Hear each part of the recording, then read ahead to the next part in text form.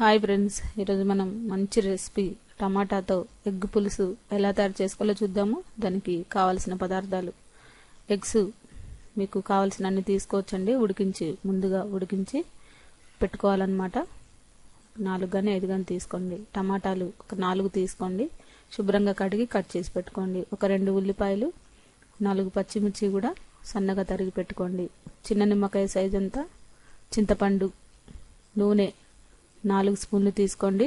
ధనియాల పౌడరు 2 స్పూన్లు, garam masala powder 1 spoon, పసుపు చిటికెడు, కొత్తిమీర 1 కట్ట తీసుకోండి, కరివేపాకు 2 రెమ్మలు, ఉప్పు మీ టేస్ట్కు తగ్గట్టు తీసుకోండి, కారం 2 స్పూన్లు, అల్లం వెల్లుల్లి పేస్ట్ 1 స్పూను. ముందు మనం కళాయి వేడి చేసి దాంట్లో ముందుగా ఆయిల్ వేసి ఈ గుడ్లని దోరగా ఫ్రై చేసుకోవాలి. ఒక 2 నిమిషాల పాటు, ఎందుకంటే మనకి కొంచెం తినేటప్పుడు మంచి కరకరలాడుతూ బాగుంటాయి అన్నమాట. కొద్దిగా పసుపు వేసి ఇలా దోరగా ఫ్రై చేసుకోండి. ఇది కొద్దిగా ఫ్రై అయిన తర్వాత ఒక సపరేట్ ప్లేట్లోకి తీసి పక్కన పెట్టుకోండి.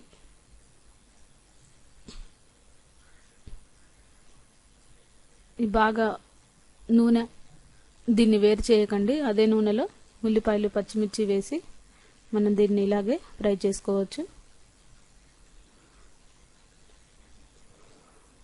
ఇది కొద్దిగా వేగుతున్న టైంలోనే మనం అల్లం వెల్లుల్లి పేస్ట్ కూడా వేస్తే ఈ ఉల్లిపాయలు అలాగే అల్లం పేస్ట్ పచ్చివాసన పోయే వరకు మనం ఫ్రై చేసుకోవచ్చు. ఒక 2 నిమిషాల పాటు దీన్ని ఫ్రై చేసుకోండి. దీంట్లోనే కొద్దిగా వేగిన తర్వాత టమాటా ముక్కలు కూడా వేసేయండి. దీన్ని మూత పెట్టేసి కాసేపు ఉంచితే చక్కగా మగ్గుతాయి. ఇవి చూసారు కదా, ఇలా కొద్దిగా మగ్గిన తర్వాత దీంట్లో ఉప్పు మీ టేస్ట్కి తగ్గట్టు వేసుకోవచ్చండి. దీంట్లోనే కారం కూడా 2 స్పూన్లు వేసుకోండి. ధనియాల పౌడరు, గరం మసాలా పౌడర్ కూడా వేసేసి బాగా కలిసేలాగా కలుపుకోండి. ముందుగా ఇది మనకు ఆల్రెడీ టమాటాలు మెత్తబడుతూ ఉంటాయండి. దీంట్లోనే మనం చింతపండు పులుసు కూడా వేసి దీన్ని చక్కగా, మనకి పులుపు కోసం ఆల్రెడీ టమాటా వేసాం కాబట్టి కొద్దిగానే చింతపండు రసం పడుతుంది.